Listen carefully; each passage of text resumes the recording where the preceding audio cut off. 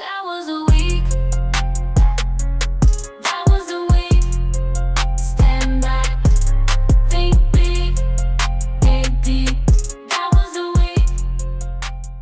Buddy, it's Friday, March 21st, 2025. If it's a Friday, it must be that was the week. My weekly roundup of news with Keith Teare from That Was the Week.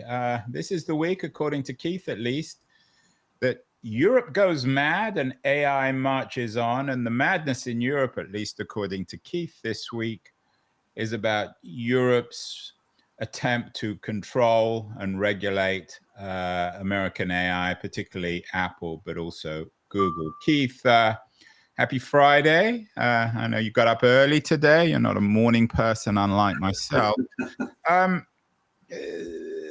This week, there's no news. I mean, Europe goes mad and AI marches on. Every week we talk about AI marching on. That's about as inevitable as you can get. And the madness in Europe, at least in your mind, for some people, it's a kind of sanity. That's also a weekly feature. So is there anything particularly unusual about this week, both in terms of AI marching on and Europe going mad? No, I think you're right, Andrew. I have to bow my head and agree with you because these are old themes that seem to be reoccurring. Europe going mad has just reached a new extreme. I mean, just reading the European Commission declaration or whatever it is, it's almost as if, Apple are sitting You there. actually read it, the European Commission, and we got it on the screen. Commission provides guidance under Digital Markets Act to facilitate development of innovative products on Apple platforms. I think I could read one sentence of that, and after that I'd fall asleep. But I use the word audacity. The European Commission is facilitating the development of innovative products on Apple's platforms. I mean, you already know, the minute you read that out loud and think about it for a second, this is delusional. Here's I'm going to say it's a pushback, Keith, because I'm not quite as hardcore as you on regulation, but I'm broadly in agreement. But the other headline this week, I mean, this is a tech show, so maybe you shouldn't have included, but the other big headline this week is that Germany is set for $1 trillion euro, which is basically $1 trillion defense and infrastructure splurge. With what's happening in Ukraine and MAGA and Trump and all the rest of it, what's increasingly clear is that Europe is going its own way. So it seems to me as if whilst we can you and I in Silicon Valley on the west coast of the US can mock what the Europeans are doing, this does reflect a real direction that Europe is developing, for better or worse, and I know in your mind it's very much for worse, a different model. Well, they're not really, Andrew. They're being forced to consider one.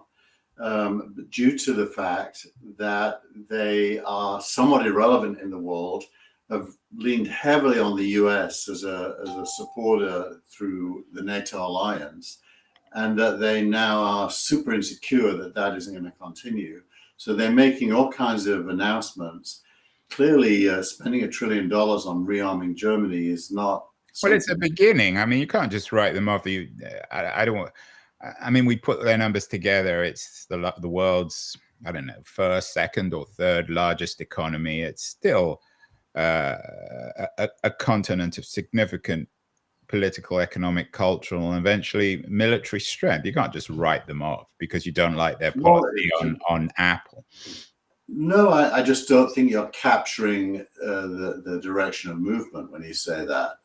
You're being emotional because you like Europe, like I do as well, by the way. No, I'm not being emotional. I'm just being realistic. I acknowledge that they're not going to have the innovation of the US or probably the military might of China or even Russia, but they are going their own way. I'm being anything but emotional. I think you're the one being emotional in the sense of being upset with, in a way, disappointed. It's like being disappointed with, I don't know, an alcoholic who keeps on going back to the bottle. Eva Pasco, who was one of the kind of most well-known founder of Siberia, Eva, said that about you, says Germany is the biggest arms exporter after the US, not a small beer. And of course, that's true. Germany is it's a highly challenged economy, but it's a big economy. It's been shrinking. Its car industry, especially Mercedes. Right. I mean, we know that this is not a show on the car industry. Yeah, but what are we trying to capture here, Andrew? Well, what I was thinking on this in terms of the non-news is that there will be, in 5 or 10 years, it seems to me, a European tech model. Either one where why do you think that? Where's that coming from? It's coming from all the headlines. Either, and let me give you two alternatives. Either what even is a European tech model? I mean, there isn't an American tech model. Well, there is an American tech market. There is a model. That's because innovators are unconstrained mostly by stupid regulations and driven by gain to do their best work. Well, there's an American model in contrast, say, to the Chinese model, which is much more state-controlled, state-centric, but also highly innovative and successful. Let me just lay out two options in Europe. On the one hand, in 5 or 10 years, Europe will be so highly that there still won't be a European tech, much of a tech industry, European search engines or AI companies, but it will be so sort of regulated, thick in red tape as it probably already is, but even more compounded. On the other hand, there may be a state subsidized European tech industry. That's not inconceivable. Just as Trump, for better or worse, is forcing Europe to rearm and look and defend itself, so ultimately won't the same happen with tech? I don't see how it possibly could. I mean, just look at the new cars sold in Europe annually are made up mainly of Chinese cars from XPeng, from BYD, or Teslas. Even in Germany, which is the world center of manufacturing and good cars. So it seems inconceivable to me. What you've actually got is an unelected European Commission. It's appointed. The European Parliament is elected, but it has no power. All the power is in the Commission. It's appointed. It's a kind of a fiefdom, if you will. They have the temerity to think they can be the product management team for Apple, which is only going to lead to one thing, which is Apple doesn't want to do business in Europe, along with many others. Right. So you're not necessarily, I mean, you're not happy about this. To me, I'm neither happy. I don't really care one way or the other. But so, as you say, they will interfere more and more with Apple. They'll come out with these absurdly bureaucratic regulations about what Apple can and can't do with their various iOSs and other products, and the same will be true of Google. Eventually, Apple will say, this is just not worth it for us. We're going to focus on other markets. We're just not wasting our time with you anymore. At that point, what happens to the tech industry or the tech market in Europe? You have local companies which are highly regulated, probably from your point of view, very annoying, very inefficient, can't compete in a free market with the US or even China, but will nonetheless exist. The other option, of course, as you're kind of hinting with the car market, is that Europe becomes colonized by the Chinese. Well, a couple of things are going to happen. Ava said another thing, which is, the EU can turn the tap off for American digital products. And indeed, that is true. They can do that. And they are doing that, by the way. But the consequence of that is quite profound. Almost all the good AI in the world is coming out of America and China. There is Mistral in France, which is increasingly looking like it's going to become an American company as well, due to the incentives to be here. Yeah, the French don't exactly have a stellar record when it comes to any kind of innovation, especially in tech. So roll the clock forward on turning the tap off. it basically means European citizens don't get to experience the most recent innovations at the same rate that Chinese and American citizens do.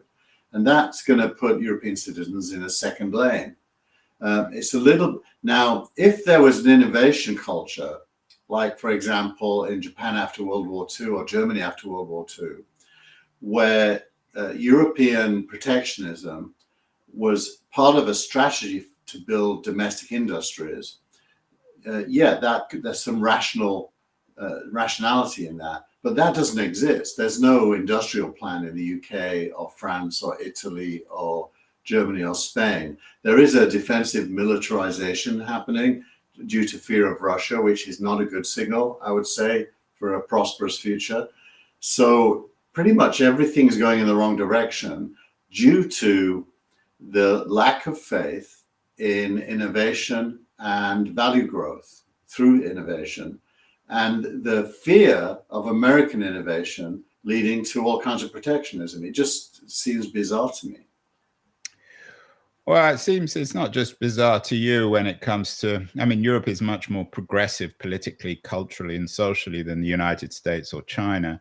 And you have an interesting piece this week on from The Guardian, which I think has had quite an impact on from Jia Chen, who describes themselves, I think it's a woman, as a recent STEM graduate. Here's why the right is winning us over.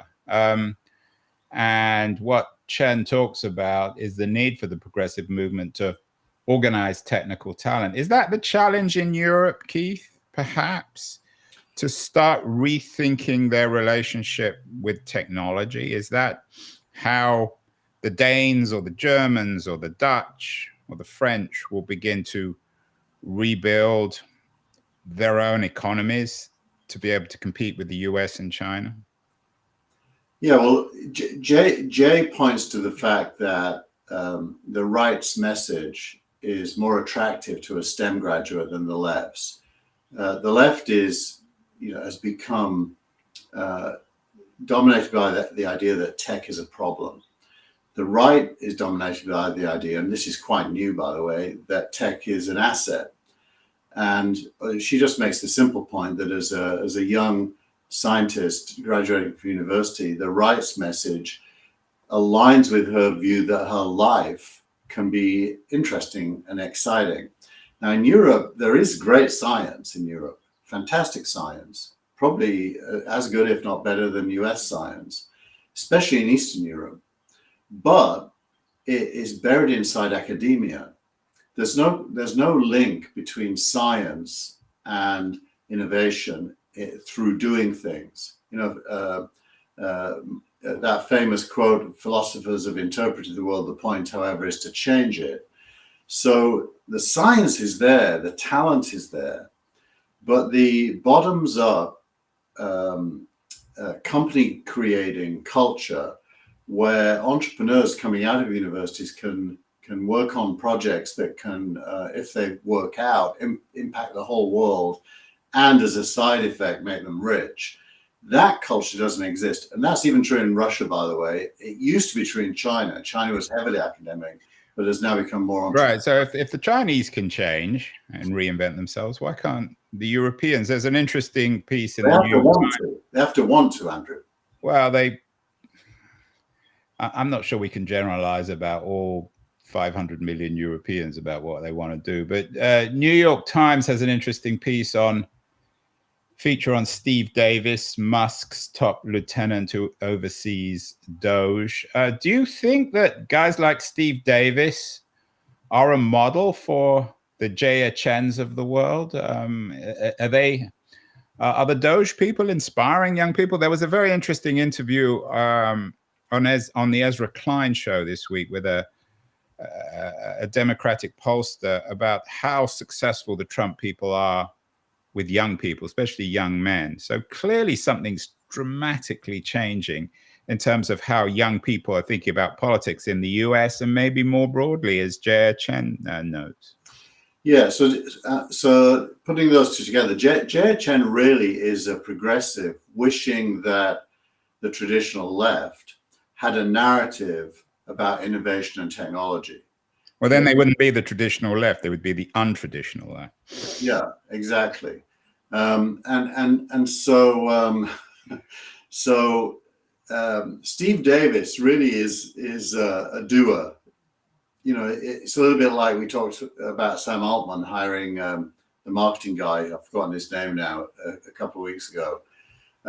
So Musk has his doers, and Musk himself is a thinker that moves from thinking to wanting to do things pretty quickly.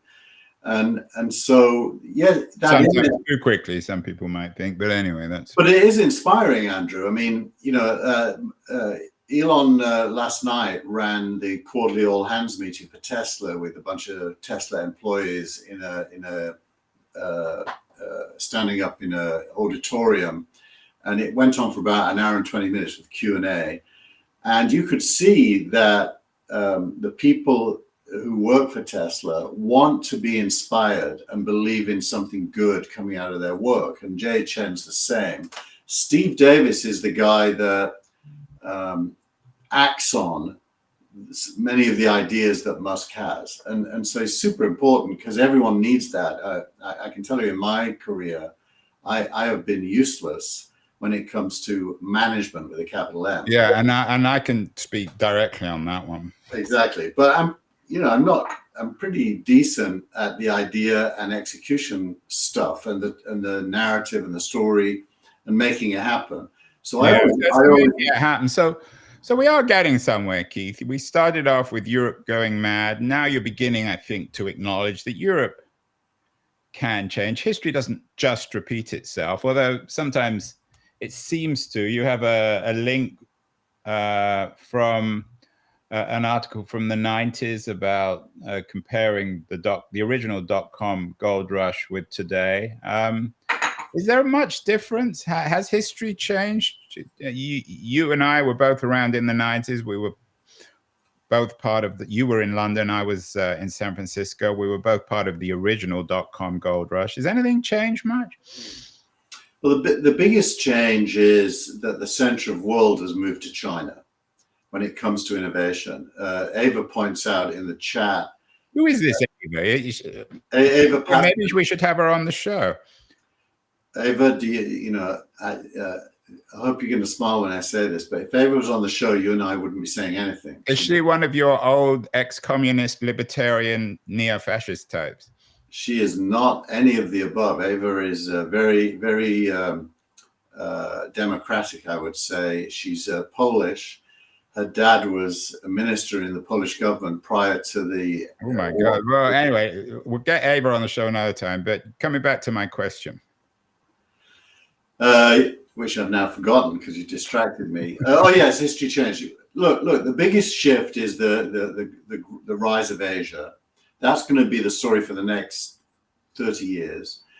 America is a little bit like Europe in that the chances of Trump reinvigorating America's industrial base via tariffs are almost zero, and so America is also in decline. Europe and America only differ in the role for entrepreneurs in America, and the lack of regulation allows things to happen. Well, those are pretty big deals. I mean, America is very different, much more. We don't want to turn this into just a geopolitical blah blah, but America is very different from Europe. It is very different, except I'd say it's different by about 100 years. If you go back 100 years in Europe, which would take us to the early 1920s, the UK was already only the third most. Okay, but coming back to my question, when it comes to this gold rush, Keith, has anything much changed from the 90s? Yeah, it's gotten bigger. Firstly, it's gotten bigger. In the 90s, your distribution for software was people with IBM PCs or Macintoshes, and there weren't that many of them. Today, it's billions of people with smartphones. So it's gotten bigger. It's gotten more impressive. The ability to, modern AI, the things it can do blow you away. and in the 90s, the nearest equivalent to that was being able to do a video call to someone on the other side of the world in black and white with text, not voice, using a "See You, See Me" in Siberia Cafe. And so there's a massive change. The guy who wrote that, by the way, Stephen Bobrick, was a tenant of Eva Pasco and myself in Siberia. It's Ava again. This mysterious Ava. You've got to meet Ava next time you're in London, Andrew. Then you'll know. Well, I have to admit that it doesn't seem as if, going back to the 90s, things have really changed. My interview of the week, I know this is rather self-centered, is myself. I was interviewed by a young journalist, Andrew Kekia, on my own show on the current state of American journalism. And it seems as if on that front, nothing much has changed. I mean, we've had this slow, inevitable decline of American journalism. All this promise of non-profit journalism is never realized. So again, while we do these weekly shows, in the long term, some stuff's just inevitable, like the rise of AI. I mean, you feature an interview with Sam Altman on Stratocherry with Ben Thompson. He talks about the inevitability of AI, and perhaps he's right. It's interesting how you pronounce the name of the publication. Steve Gilmore has trouble with it as well, but it's Stratechery. Stratechery rather than That's a GM.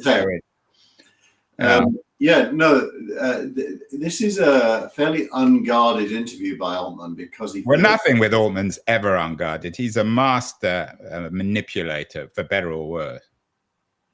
Well, that's your point of view. He may well be. I think being a manipulator is an important skill. Yeah, I mean, he certainly hasn't done him any harm. Well, he in this interview he exposes his failures early in his career that led him to Y Combinator, which was as a result of failures, not success. And he's from a fairly modest background on the East Coast of America. But the interview is really all about what's coming next, and a little bit about GPT-5, a little bit about agents, a little bit about AGI, and it's good just because it gives you a bit more of a subtle insight into where things are. There's nothing dramatic in the interview, but there's a summing up of the current state of play. It's quite good. You quote him in your editorial, and I think this is a good quote. My favorite this is Altman talking. My favorite historical analogy, I'm guessing, is the transistor for what AGI is going to be like. There's going to be a lot of it. It's going to diffuse into everything. It's going to be cheap. It's an emerging property of physics, and it on its own will not be a differentiator. I mean, maybe beyond even the transistor, it's just electricity. Yeah, anything that has the tendency to penetrate everything, just like water does when it's released, has that characteristic. And AGI is definitely like that, in that you can implement it sitting at your desk at home in an app and have it running without needing to talk to OpenAI. So it literally can get everywhere. And to remind everyone, AGI for our non-tech audience is artificial general intelligence, which suggests a level of intelligence at least as quote unquote intelligent as you and I, Keith, have. Maybe you. I'm less intelligent than you. Or Ava, of course. I think Ava is already super AGI, isn't she? Even though I've never met her. She's probably a bot for all we know. I think she would aspire to be a bot. That would be a good outcome. Well, we'll have to get her on the show. So everything seems to be inevitable. The decline of Europe, the shift in Europe to a big bureaucratic state. America's the inevitable, what you call the marching on of AI. But there is concrete news. A couple of interesting pieces caught my mind. One, again, self-serving, is a podcast, and this is from The Information. A podcaster develops AI to search his own episodes. I wouldn't mind that. I've got thousands of episodes. What podcaster and how are they using it? I actually don't know his name, but he's building a kind of a web front end on top of his podcast. He's called Chris Williamson, and his podcast is called Modern Wisdom. And he's using retrieval augmented generation, which means that he's giving an LLM access to his content, indexing it, and then the LLM can answer questions about his content. It's a fairly standard thing now. Pretty much. So we could do it. I could do it. Well, he's hiring people to do it, which is the interesting thing. So he's still really not current, because if he was, he could do it himself using tools like Cursor. But he's hiring people and paying them. In other words, you're suggesting he should pay you, and you could do it for him. I haven't got enough time. Maybe you know who could do it, Keith? Ava. Might have to ask her. By the way, if you ever meet her, she's going to punish you badly for continuing to mention. I hope she punishes me. I like to be punished. So there is other news. Again, some people are making money. One investor from a $6 million bet on Wiz has turned it into a massive 200x return, as long as, of course, Google's acquisition of the Wiz is not held up by the bureaucrats in Washington, D.C., the ones that are left. What do you make of the Wiz deal? Is it a wizardly, or is it just boring? I think it's a little bit boring. It's about the importance of cloud security. Cloud, I know from my wife, cloud is a big deal at Google. Yeah. And you know, Google has made big bets in the past. This is a big bet. And 32. What is it? A $30 billion bet, and it was last year. It was a $20 billion bet, or it's gone up $10 billion. Yeah, in cash as well. By the way, this is a cash payout, so it's a huge deal, and it puts Google closer to an infrastructure player like Microsoft is with Azure, which they want to be. Google's job for the next 10 years is replacing search revenue. Because everyone assumes it's going to decline eventually to very little. Yeah, I mean, even my AI engine, Claude, Anthropic, came out with a search application this week. So you're right on that. Another inevitability, like AI marching on. We will see with Wiz whether it actually goes through, but certainly someone's profiting from it. Meanwhile, the other piece, the final piece of news, not a big deal, but I was intrigued by it. I think I may have sent it over to you in the first place, or I certainly saw it, is Sequoia, one of the major VCs, are shuttering their DC office. What's going on now? I would have thought that all the VCs would be opening offices in lobbying offices in DC, particularly given how friendly now the Trump regime seems to be to moneyed interests of one kind or another. I don't know what the thinking is in Roelof Botha's mind in doing that, but in other words, you think he's crazy? No, I actually think it's the right thing to do. I think you need lobbyists when the politicians are a problem for you.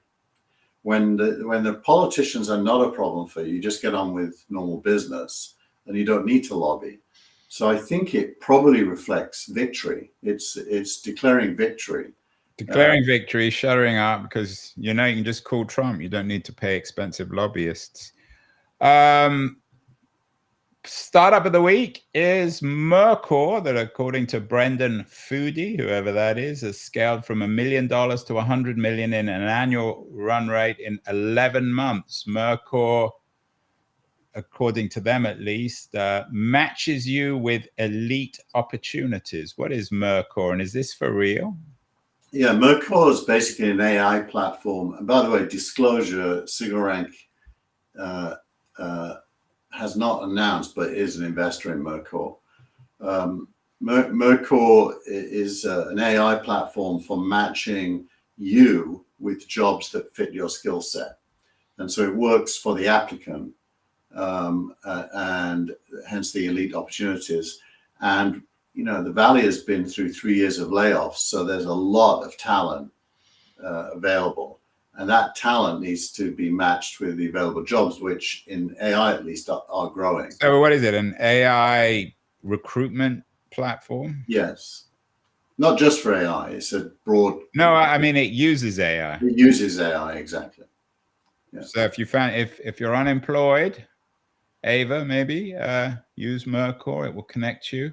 Now, the thing is, as we know, Andrew, there is a deep point here, which is AI is not, it's probabilistic, not deterministic. That is to say, making a match between a person and a job is a deterministic skill, and LLMs are probabilistic.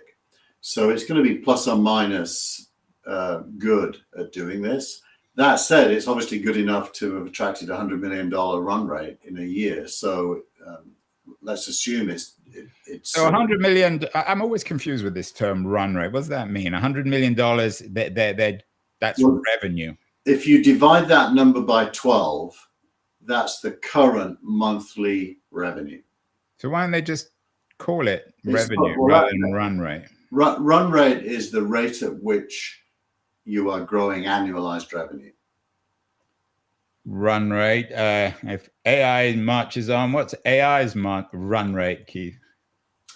Oh, it's in the double-digit billions by now. Trillions, I would think. Finally, post of the week is Sky associated with SkyReal AI, the first apparently text-to-film AI agent. What's the big? Is this for real or is this just more AI froth? So I played with it. As I said to it, a Premier League footballer hasn't scored for 6 months, scores a hat trick in a game, and it created this, 30-second video of somebody wheeling away having scored their third goal that was quite realistic. So I'd say it is. Well, I mean, where's the Premier League or the context for that? It just shows someone scoring a goal. I mean, you don't need to be a smart AI to be able to do that. No, it made a video from nothing, an actual video with people and physics and movement and realism from just a single line of text. So that what this is saying is that this software is capable of doing entire movie scripts and rendering entire movies with drama. And in the past, everything's been able to do a 30-second clip, but this one can do soup to nuts. Well, speaking of soup to nuts, finally, if I had another interview of the week, I'm going to slip it in. It's with Dan Brooks, who wrote a really interesting piece on for the New York Times on how generative AI complements the MAGA style. And he referred to the Gaza 2025 AI-generated video that made a lot of news a couple of weeks ago. What he says is that this is more than just technology. This is an aesthetic, a style. And it actually goes together with the MAGA world. Do you think there's any truth to that? That, we go on and on about these new platforms like SkyReal's AI. Maybe they're for real, maybe they're not. But more importantly, there is an aesthetical element to this. It's not just about technology. There's a way of thinking about this technology that lends itself to our particular moment. Don't know if I'm clever enough to pass that quickly and have an opinion about it, but you need to read it. It's a very good piece in the Times from Dan about how generative AI complements the MAGA style. I think he's onto something. I do think that MAGA is a word that describes a very broad and very different set of people. And in the technology part of MAGA that's embraced Trump, there is a kind of free-thinking, almost liberal attitude to change that you're flirting with it, Keith. You're flirting with your friend Elon. You've sometimes got closer to putting your cards on the table. Are you still not in their camp? No, I'm in the camp of Elon strongly. Although I think he's a blunderbuss when it comes to Doge. If I was advising him, I think I could help him cut a lot of costs without all of the negative publicity. So he's a bit of a blunderbuss, but broadly, I think Elon's great. what's bad to say about him, really. If you watched him last night, he's like a kid in that he really just instinctively responds to questions honestly about what he thinks, despite the fact that it might damage him. Like you know, just to give you an example of that, last night one of the questions was, why is he working so hard? And he said out loud, well, of course I could be on the beach full of bikinis. And then he paused and he smiled and looked up and he said, yeah, why aren't I doing that? Yeah, it's because you won't find any. I mean, he could be. I mean, on the Gaza beach, maybe, but I don't think many bikinis would actually want to be with him. I think that's maybe one of his problems. But we will never know on that one. So, Keith, that was the week for March the 21st, 2025. Europe goes mad. AI marches on. No real news, although maybe we made a little bit of news by trying to think beyond the headlines of this week and imagine a world where Europe had its own tech companies, or certainly a policy that really profoundly distinguishes itself both from the United States and China. This will be a theme that I'm sure we will investigate over the next few weeks. Sounds like a fairy story that Disney should make. Well, maybe it can make it in AI with Skyreels AI. Maybe suggest that. Exactly. It's more likely than scoring 3 goals if you haven't scored for 6 months. So, Keith, keep well, and I'll see you next week. Thank you so much. Bye, Ava, as well.